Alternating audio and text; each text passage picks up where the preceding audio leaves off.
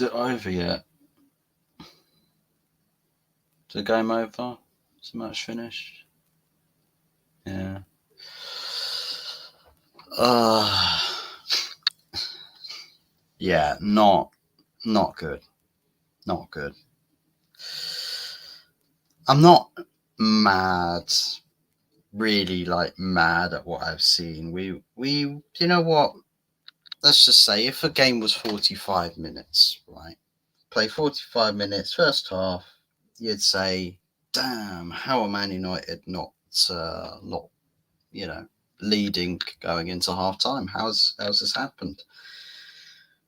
But then you remember there's two halves of football, and the second half comes along, and yeah, the longer this game went on, the further we sort of fell out of contention and stopped competing for the win, and slowly but surely turned into a team that looked like it would rather be anywhere else but there. Um, yeah, not good, not good.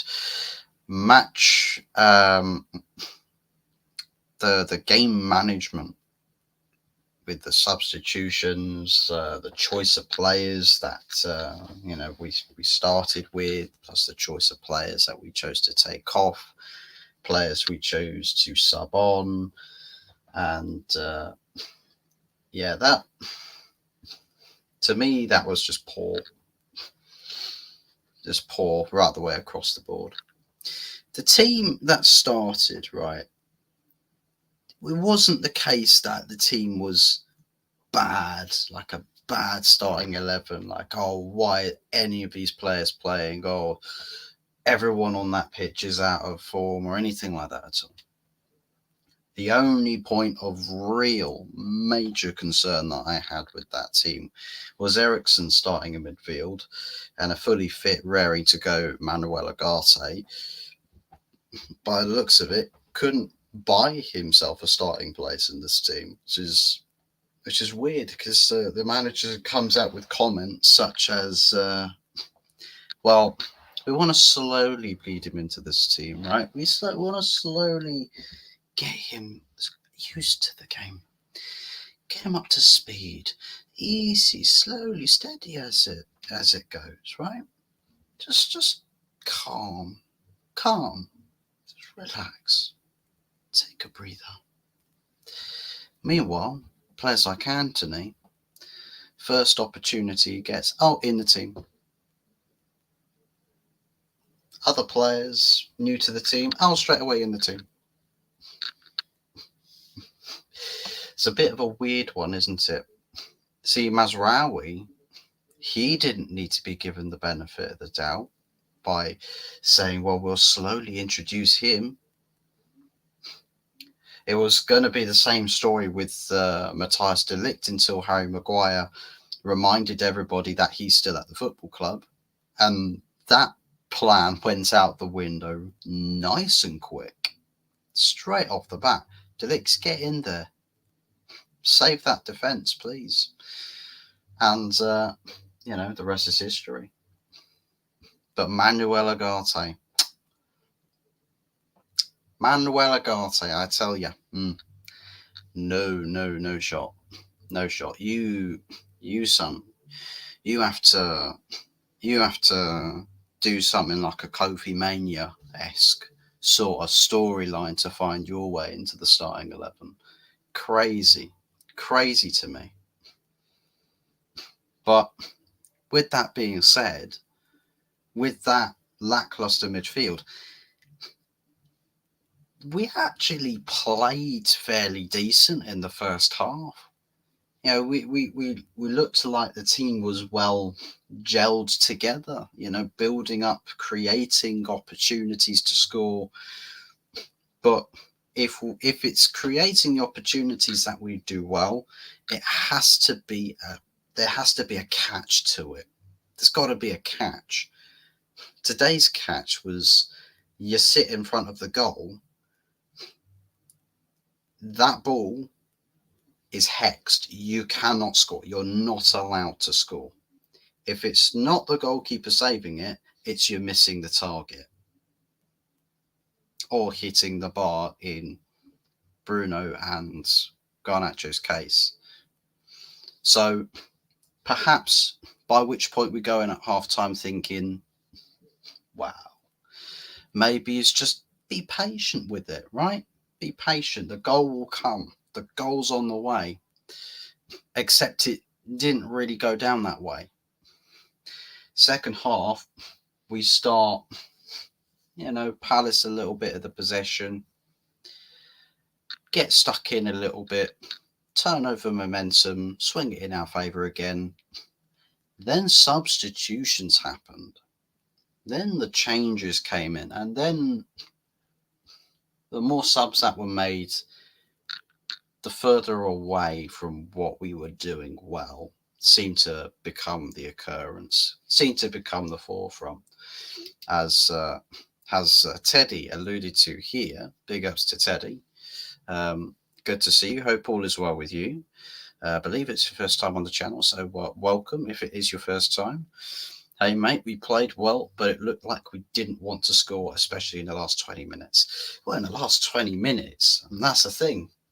The last 20 minutes is the time that Ugarte and Højlund came on, but it's also equally at this time that Crystal Palace just stepped up and just took the control of the game. They looked like they were the team that were finishing strong. And if anybody was going to nick that 1-0, it was not going to be United. It wasn't going to be United. It was going to be Crystal Palace. And that's what's crazy, is that maybe the players that would have done that would have nicked it 1-0, were subbed off, because at the time, Crystal Palace were playing quite poorly. Playing really, really poorly. The best football they had was that last 20 minutes. But you've got to ask the questions. Why? Why was it the best? Well, why were they playing their best football, closing out the game that we had full control of? Why was that? Why is it that we've dropped levels or dropped intensity, or chance creation seemed to be quite smooth, plain sailing until you get to the final third and everyone suddenly forgets how to shoot? Ruud van Nistelrooy is probably sat on the touchline trying to do demonstration and playing charades as to, oh, in this position, you score like this, and you score like this. And nobody can guess. It's like you play a game of charades and you say, well, I'm going to be a gardener. I'm going to try and get them to guess it. So here I am, gardening, take a flower, stick it in the ground, and everyone's just like, you're a builder, you're a pilot.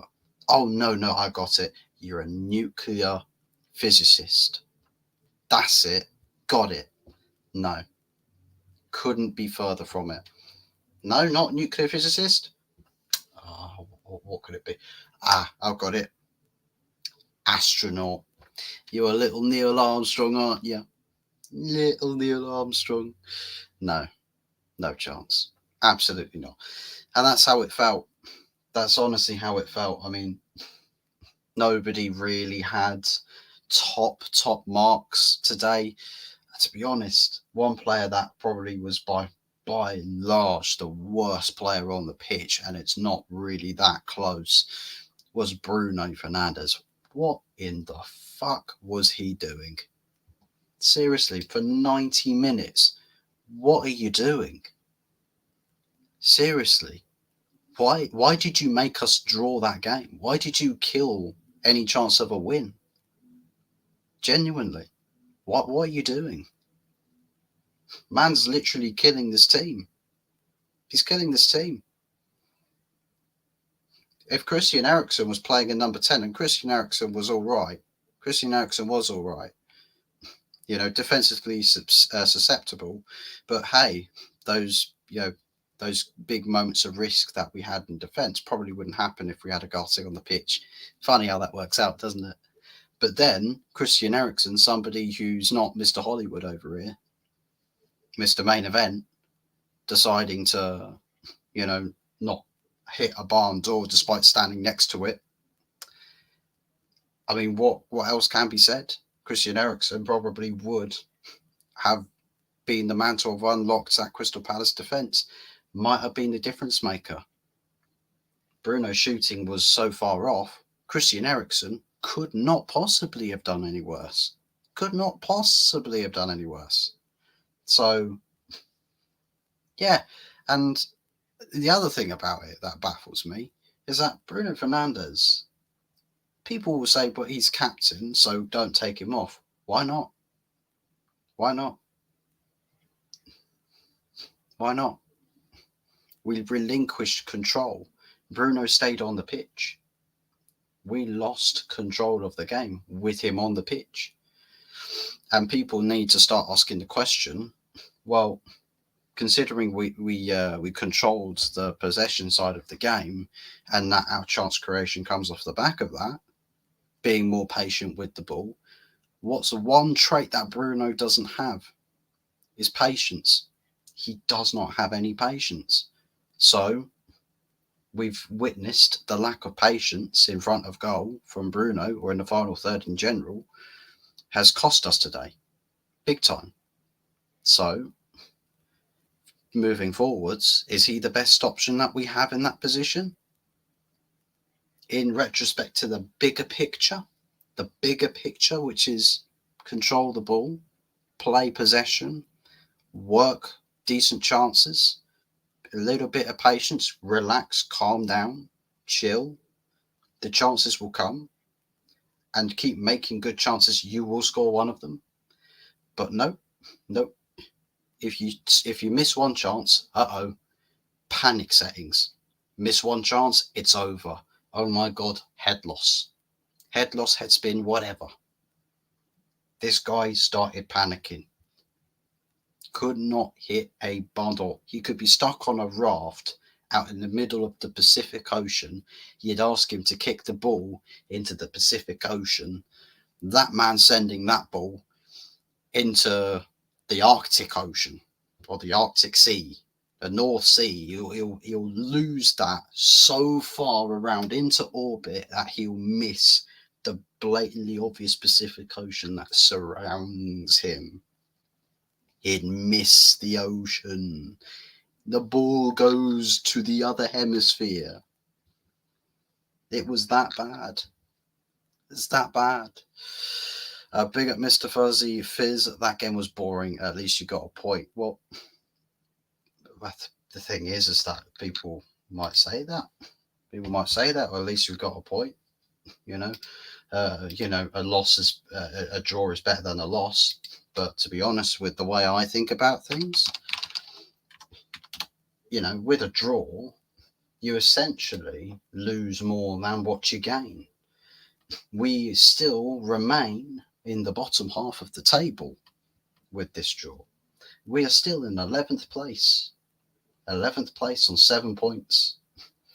Man City win tomorrow. They go 8 points clear. 8 points clear. 8 points clear, After 5 games. 5 games. And they're 8 points clear. Bye-bye. Bye-bye, Man City. We'll see you sometime in the next millennia. They'll be gone. They're up the table. See ya. Bye. We're already so far away. We've only played 5 games. How is this possible? Genuinely, how is this possible? Fuzzy, your top is hypnotizing me. I don't know. Same kit designer as Lynx Africa for Arsenal away, you could say. Same kit designer. Maybe. I don't actually know if it's him or not. Might have been his cousin, distant relative. Or it could be somebody that was just high at the time and painted it. And they looked at it and thought, yes, market it. Paul, market this shit. This is good. And thought, yeah, let's just go along with it. Fuzzy, who was your best Man United player on the pitch? I have to go for an honour, your keeper. I think the fullbacks today did a good job. The fullbacks, the centre backs, did a relatively good job. De Ligt The right hand side, the right hand side of defence again. Mazraoui is turning into Mr. Consistency. That guy does not know at the moment how to have a bad game. I'm sure the bad game's going to come, but he doesn't look like he's going to see a bad day at the office. Dealt with everything he needed to deal with and looked technically tidy. He was tidy, well kept on the pitch. And that's the solidarity that this Man United team needs, especially in such a key position. He's looking like a real bargain, massive bargain. I mean, bloody hell! Imagine if we had Aaron Wan-Bissaka. It would be a lot worse. Could be a lot worse with Wan-Bissaka in that position. I think we've done well with that deal. I think Mazraoui in the team has been fantastic in every game that he's played. And I think with Ugarte as another player that I think he could come real good. Just needs to be played. Just play him. Give him the minutes to prove himself. Mazraoui just settled in like a duck to water. Why can't Ugarte, perhaps do the same? You got to give them, level opportunities, let them prove themselves. So I think probably for me the best player has to be someone like a Mazraoui or a Diogo Dalot. I'd go with Mazraoui, to be honest. Garnacho wasn't bad, hit the bar, so did Fernandes on the rebound. Yeah, but they were still in the attacking department, so I wouldn't give the fact that they've somewhat failed to actually be the difference in scoring or setting up a goal. I can't mark them up on anything. So for me, it's the fact that we failed to score today against a Palace team that begged us to take the lead and go 2-3-0 up at half time. To me, is amazing. But yeah, I think just for that alone, I think everybody across the front line today does get a minus point. They do lose a couple of points of favourability, but maybe it's we're dialing it back to a consistency issue, because I'm pretty sure that we've had this before where we can have a strong foundation with the defence, and as long as you select right in the midfield, maybe we're going into games creating lots of opportunities, but ultimately not leading to anything spectacular, given the circumstances that our team or our players are, probably not the most consistent at the moment. And consistency was going to be a big question mark this season, as was last season, not just with performances on the pitch, but also the results, complete inconsistencies. So if we can work on the side of results, I think performances need to, we need to find a consistency element in that team. But we had many chances and we dominated the game. We have to work on finishing. Yeah, we might as well perceive that as the TLDR, the TLDR of the game. Dominated, and when you have the dominance is when you create and convert your chances and ultimately see out the game. If you want to talk about the game management, a good team, a well-functioning team, an informed team, the manager's game management is not about the substitutions trying to rescue anything or trying to win, but rather it's trying to see out a result. How do you set your team up to stop any momentum from the opposition? I mean, you're away from home, so it's inevitably going to be a little bit harder, but ultimately you came with a game plan. First half, you stuck to it. Second half came along, looked like it was going to continue more of the same from the first half, and then the pendulum swings, and for some reason the substitutions just took the game away from us, and that's not what should be happening with that team, and the players that were on the pitch in the key positions moving forwards, as the game went on, lost touch. They just lost touch. They just stopped. They lost their inspiration. They lost the idea, the core principle, what the initial instructions were. They just lost sight of it. So, yeah, for me, individuals have a part to play in us not getting goals today, but I think game management from the manager has been an issue today as well. I think substitutions. I think there were better moves to make, much better moves to make. Big up Fuzzy, big up Arsenal Manic. You're up next tomorrow with Manchester City. Villa and Fulham and Chelsea were impressive today. What's your stance to Ten Hag? Are definitely out. I'm more so out than in. Much more so out than in. Because it's the same. If we critique the manager side of the games, the criticism we have to give to Ten Hag today is being replicated criticism for the past 2 years beforehand as well. And usually you'd see a manager get certain things out of his game as time goes on, and you can say, okay, give him the benefit of the doubt. He's been given some time to change things, to improve certain things, like the game management, like the certain substitutions. We've had games before where he perfectly manages it, makes all the right subs, but then you equally get other games where he makes all the wrong subs. And we've had this scenario before. The more substitutions he'd made, the further the game got away from us. And it's happened again today. The game just ran away from us after substitutions were made. So yeah, I'm just thinking, it doesn't look like it's something he's willing really to learn on or to improve. It looks like it's something he's fundamentally sticking to his guns, because he probably presumes that this is all about his system, his style, playing his way. I don't know what the wisdom behind that is, if there is any wisdom, or if there's any method to any madness there. I'm not convinced about it.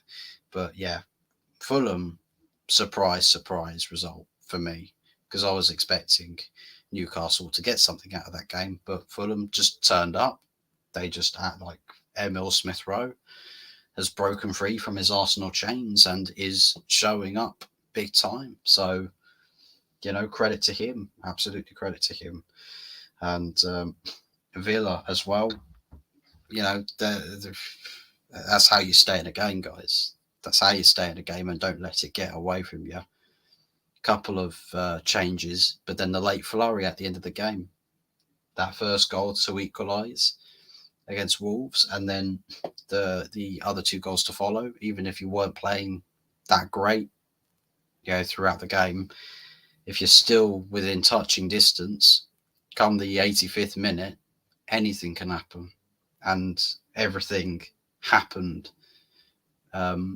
big time for Aston Villa, and because of that, they now sit 3rd place behind Man City on goal difference with one more game played. 12 points for them. 12 points for Aston Villa. So they're starting as they mean to go on, Aston Villa. So and Chelsea in 4th place with 10 points. Shaky start, a couple of shaky games here and there, but I'll tell you what. Yeah, Chelsea could be onto something. I mean, a lot of attacking prowess. They won't be short of goals this season. None at all. To be honest, this is a weaker Palace side. It is. It's a weaker Palace side. The Palace team we played last season, the one that destroyed us 4-0 at Selhurst Park, our team got better, their team got weaker, and Oliver Glasner's game plan looked more suspect today. Like the Palace team weren't quite up for the fight until later on in the game, where they smelt blood. They thought, you know what? Times of the essence. It's ticking down. It's wearing thin, and we're still neck and neck. We've got something we can do here. So of course they're going to get up for it. They're going to feel like it's Man United. We can beat them here. It's going to happen. So yeah, we've got to work on that. We've got to put the game out of reach before it gets too deep into the twilight zone, if you will. Anthony Herbert says Fuzzy tomorrow's show will be good Sunday night takeaway. I hope it will be a good Sunday night takeaway. As me and you, we've got to make it work.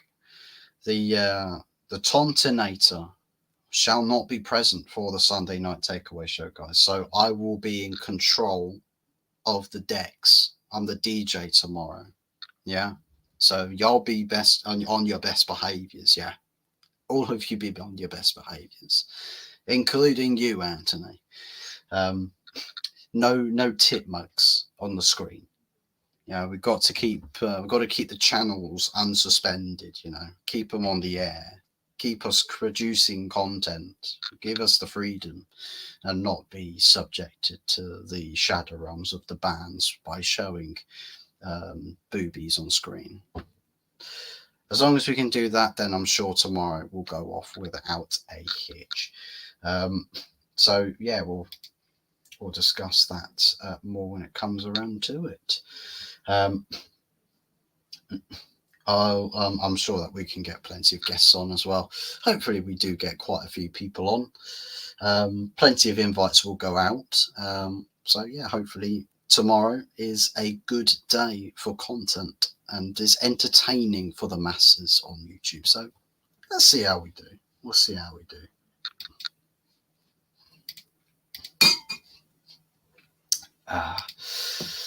But man, yeah, not great today. Not great today.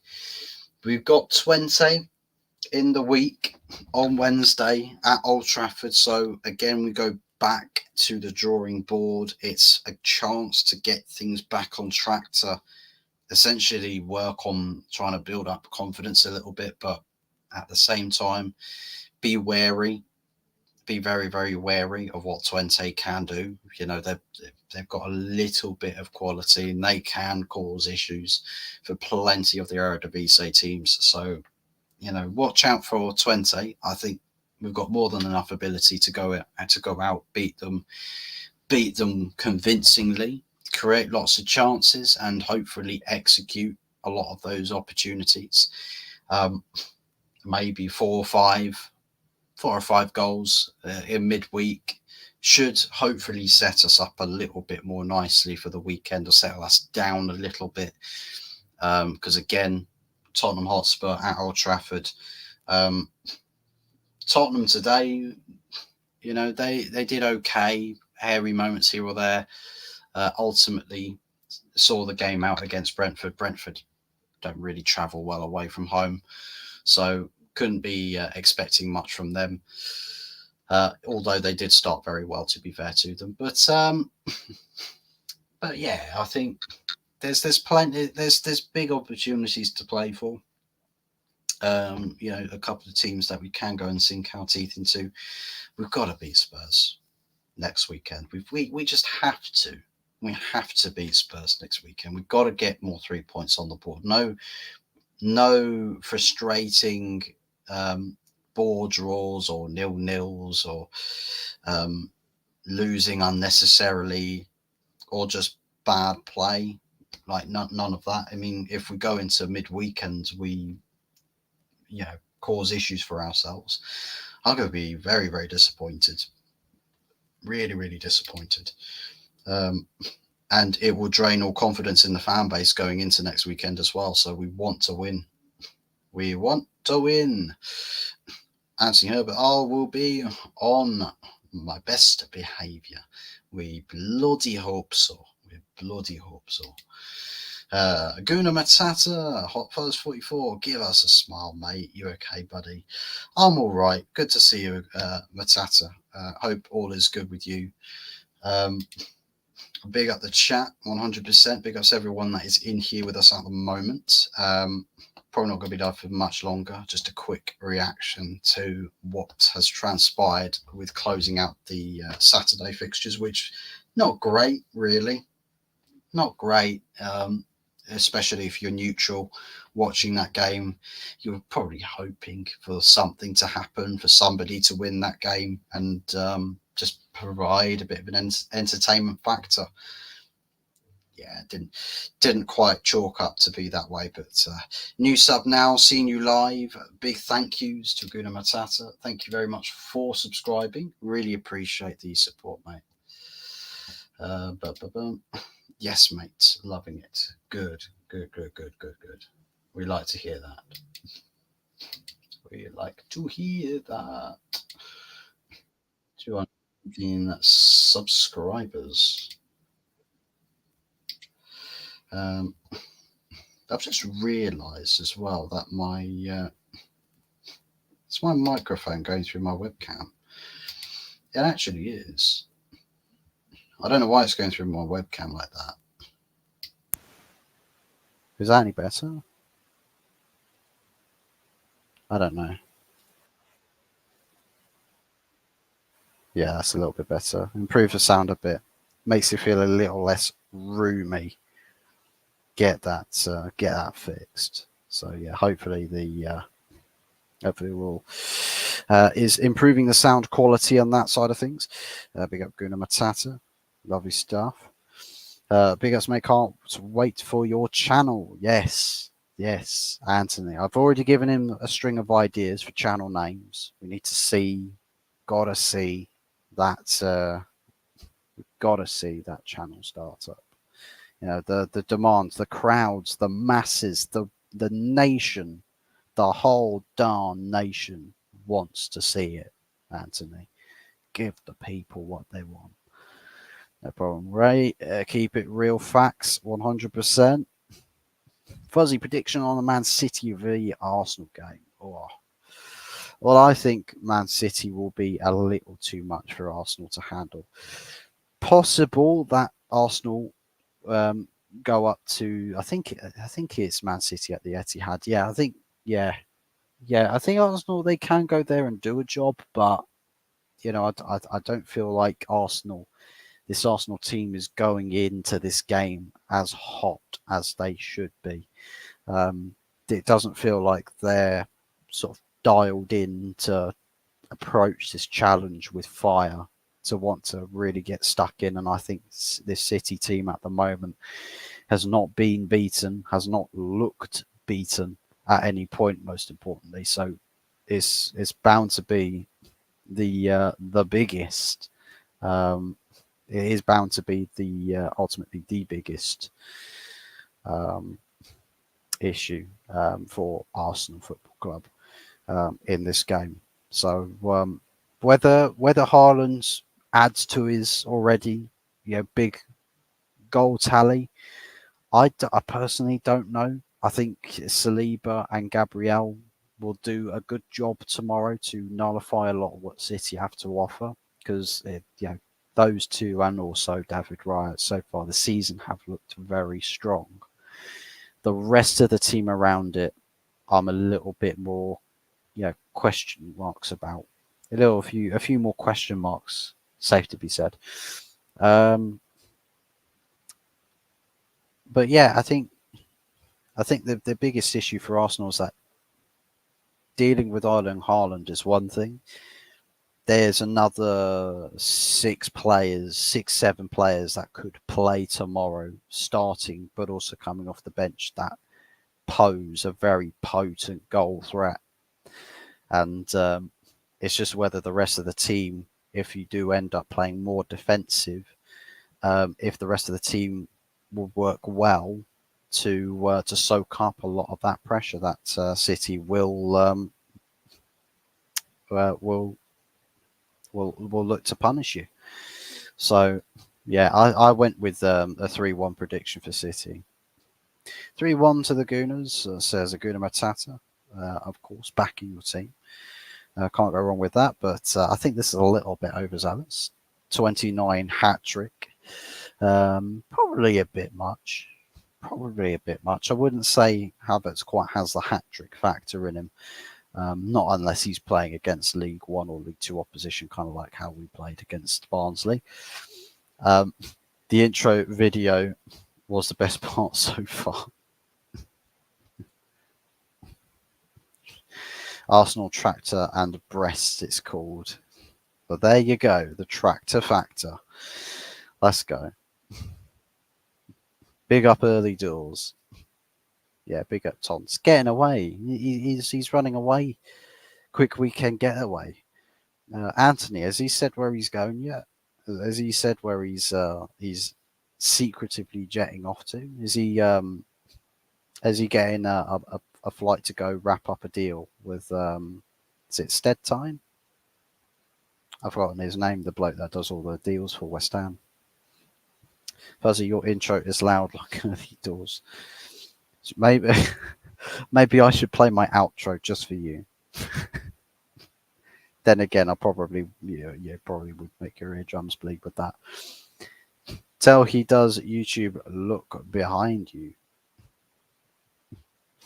Look behind me. There's nothing going on over there. Good Matata. Screaming. Hey, he's on like 9 goals. Yeah. 9 goals after 4 games. If he increases that goal tally anymore tomorrow, I mean, I think he would be. I think he's chasing down his 100th goal for Manchester City. I think he's chasing his 100th goal. It's only been there a couple seasons, so that tells you a lot. Tells you a lot. Yeah, it is what it is. What it is. It is what it is. But first, just for the record, mate, we ain't winning 3-1, mate, and 29 ain't getting 3, let alone 1. Well, maybe he laces up the boots the wrong way round and starts playing for Man City. Who knows? Who knows? Tony is going to a hotel with that amazing view of Old Trafford. Jesus Christ.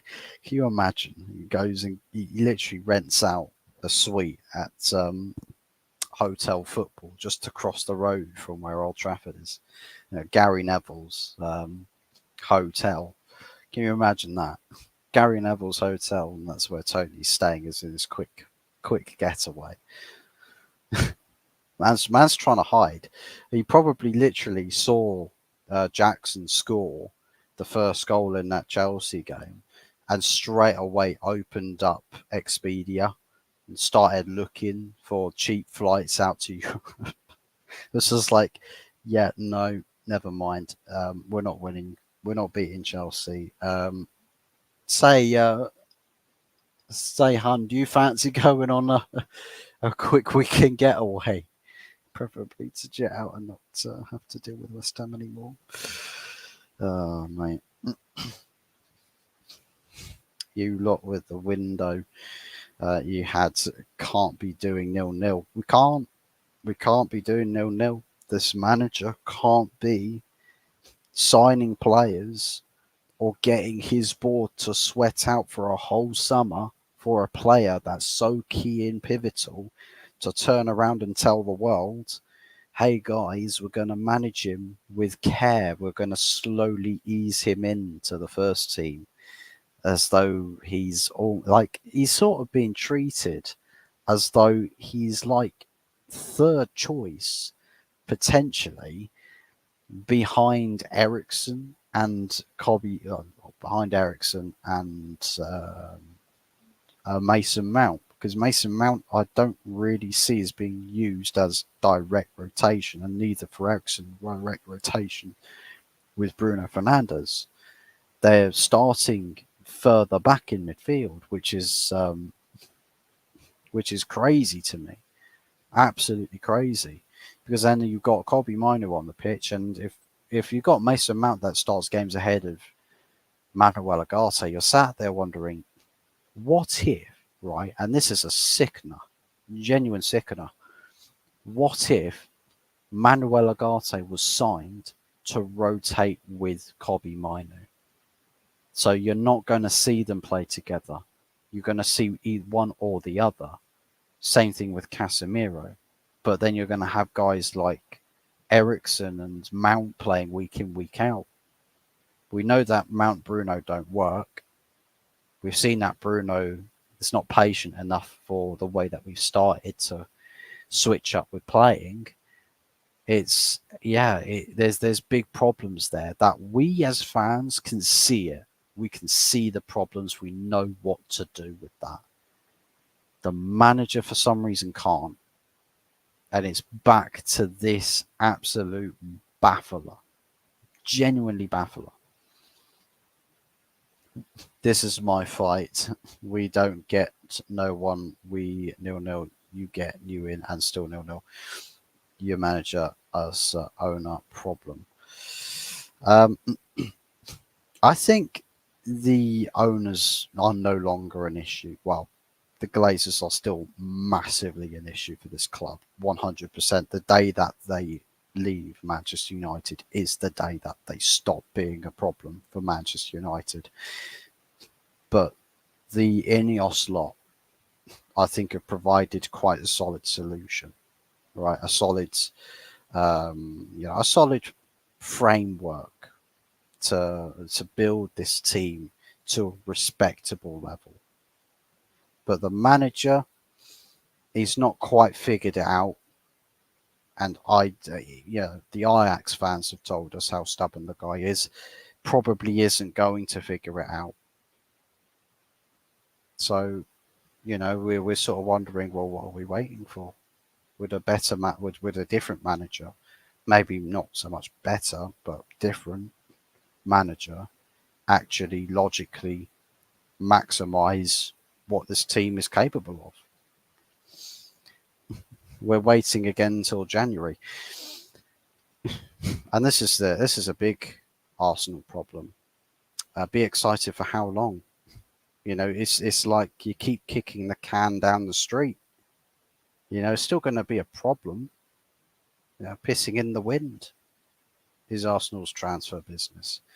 People will say, well, the players we've signed are the title. They're the missing pieces. But sorry, but Gabriel midweek proved that your strike force isn't good enough. Midweek really proved that. At least with Man United, we made a lot of chances today and lacked the cutting edge. But we made chances. With Arsenal, it was the 18th minute they registered their last shot on target. The 18th minute. And there's two different worlds here as well. Like, one club is chasing glory, right? They tell everyone we're chasing Prems, we're chasing Champions Leagues, we're chasing it all. The other one saying we're coming from the depths of despair. We need to build things up. It's not going to happen overnight, but we ultimately want to be the biggest and the bestest club, not just in this country, but in the world. We want to really go toe to toe with clubs like your Real Madrid's. People that have a history and background of success in relative areas of expertise. So I'm much more likely to believe in somebody who's had the experience in their fields with success beforehand to tell me that you'll want to go on to win everything and be successful and be the biggest club in the world, over somebody who spends his days barbecuing instead of doing important business, sucking his daughter's toes and showing new signings that are second/third choice, best in class for their respective clubs. All the great, glorious Premier League trophies that we are going to win. We hope that you will bring us that Premier League glory. It feels too happy-go-lucky without there being any reason to be. You know, it's concerning. And you know what? It's quite funny that I sort of draw up this comparison. It's quite funny I draw up this comparison. I'm sure we'll cover this more tomorrow, right? Um, Judging that Arsenal, if they have an absolutely awful game, then this will be at the very big forefront of the talking points tomorrow on the Sunday Night Takeaway show. But if Arsenal correct it, then maybe there's other conversations to be had. But, you know, as history would go, you don't have such a terrible performance like that midweek, and then suddenly 3 days later, you're stomping the best team out there, or the top two, one of the top two best teams on the planet. You don't stomp them at their own ground. That's just not what. It's just not what you do. Your history would tell you that. But yeah, it's a comparison that I make that's a bit more sort of comical. It's like the modern day Arsenal is like the modern day Disney / woke Hollywood. It's like woke Disney / woke Hollywood. The perceptions are the same, the emotion is the same, the logic is the same, the rational thinking is the same, or rational less thinking is the same. You know, it's crazy to think about, but there are some weird similarities that I just pick up on. Sterling against his old club, he'd be amazing. It was, yeah. People still say he should have passed to Kane, but you know, he'll probably start saying he should have passed to Havertz. He should have passed to Havertz. But yeah, I don't know. Mm.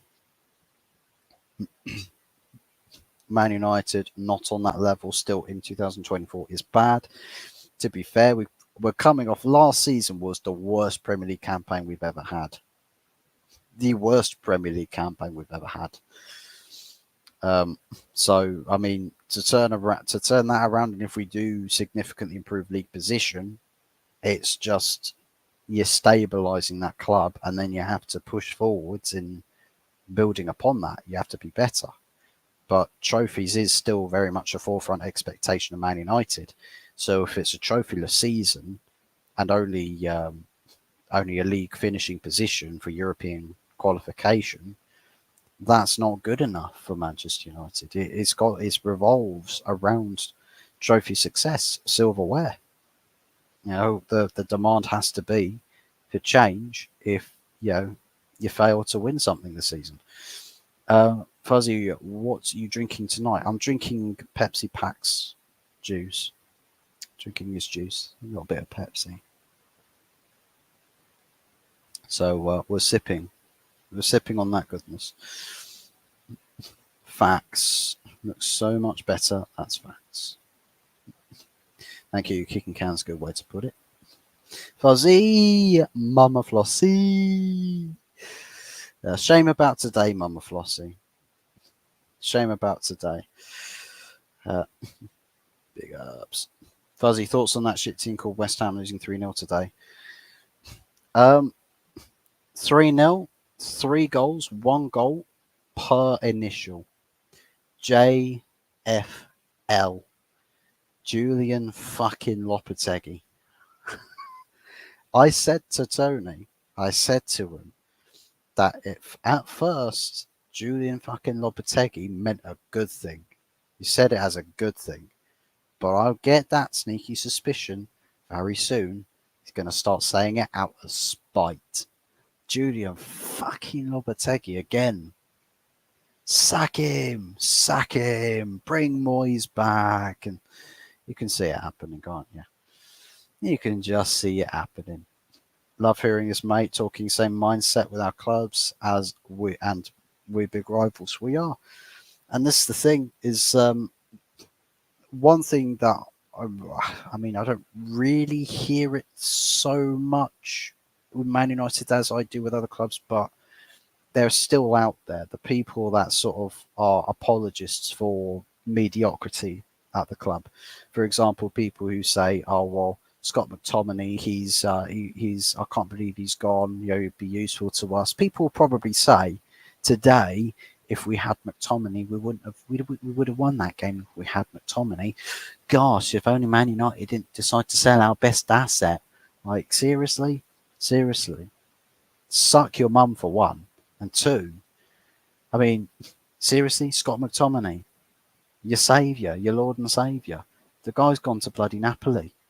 If he was really ambitious as being a top player, he would have gone to Inter Milan. He would be benching everyone at Inter Milan, but no, he's gone to Napoli. Gone to Napoli. And hope things work out for him there, but it's not trophy level, is it? It's not trophy level, because you wouldn't send McTominay to a club that serially wins trophies. They wouldn't have any interest in him. Fuzzy, thoughts on Newcastle today? They were rubbish. Don't tell Mama Flossie. I know. Newcastle were awful today. Absolutely woeful. Shit, too late. Didn't see Mama in the chat. I know they were rubbish. God. But yeah, I'm sure we can converse. I'll probably watch most of the team's highlights tonight, just to sort of gauge a little bit on how things went down in the other games, just to formulate a bit more of a picture. But already plenty to discuss tomorrow. Chelsea resurgence ? Are they looking like they are a quality, respectable team again, and not mid-table mediocrity? Are Manchester United's is it another false dawn? West Ham with Julian Lopetegui, is it all going to work out there? Liverpool, impressive against Milan, impressive again today. Everton, a goal to the good, more points dropped from a winning position. How far in trouble are they? Fulham with Emil Smith Rowe flourishing, life after Arsenal, another love story, or not a love story, but a happily ever after story. Of just another sort of a novel. Should we call it a novel? Is novel the right word? Probably not. But Aston Villa as well. Top end of the table. There's plenty to talk about tomorrow. But yeah, overtaking but City is what I'm saying more. Yeah, we need to we both need to overtake Man City, because this narrative that City are unbeatable or untouchable, no, they're not. Ferguson saw City coming up, and they piped him one season to the trophy, and then we said piss off and backhanded them with the Robin van Persie signing. Backhanded them, sent them back into their place, but since then nobody's stepped up, and that's a big recurring theme about the Premier League, because nobody's stepped up to the plate. Because Manchester City, there's one thing, that the reason why Manchester City can be so calm in the title races, right? They're so calm, there's no pressure, even if they are at a deficit behind the first place team. They will just calm it, be relaxed. They will go after whoever's in first place, and there's no sweat. But if the team in first place ahead of them, they know mean business, real serious business. The language that Pep talks about, Man City fans, players, you name it. Pep Guardiola speaks quite defeated. If he knows he's beaten, right, in a Premier League title race, he will speak. He'll talk quite a defeated tone. So, that's how it is. With Man City, nobody steps up. It's like if Tottenham started doing it. I'm smoking. Everyone watching the boxing. Not me personally. Don't know about everybody else. Hot Fuzz chat. All take care, kids in need. Big ups to Gouda Matata. Take care, mate. Well wishes to you, and also best of luck tomorrow. Hopefully, we'll see you in the chat again for the Sunday night takeaway show. Take care, Gouda Matata. Lovely stuff. See you later. Stepping stones. I put too much in the chat. Sorry. Love you all. Type out. No worries, mate. All the best. Take care, and thank you very much for stopping by. Really appreciate you being here. 5 watching, 6 likes. Good stuff. Good stuff. Good stuff. Probably going to wrap the show up here. Save a little more of these talking points for the juicy show tomorrow, which will probably go on for 2 to 3 hours thereabouts, because there's a lot that we can speak about tomorrow, and plenty. If we've got a lot of people on the panel as well, then we'll give it plenty of time and chance for everybody to put their thoughts and their verdicts in, as well as getting commenters in the chat as well, and bouncing back and forth with some conversation. Looking forward to it. Looking forward to it. Right, now I'm off. Keep it going. You will. Keep it going. You will. Big loves. Big loves to you too. No homo. But yeah, take care, mate. All the best, and hopefully we'll see you tomorrow. So yeah, for everybody else in the chat, big thank yous to you guys as well. Thank you for watching. Hopefully with tomorrow, as Tony is not around, the Sunday night takeaway show will still go ahead.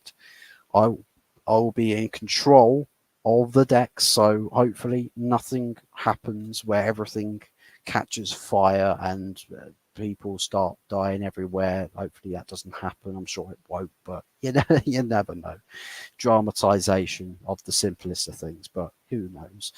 But yeah, I'm looking forward to it though. That's the important thing. Looking forward to it, and hopefully everyone we've seen tonight will see over.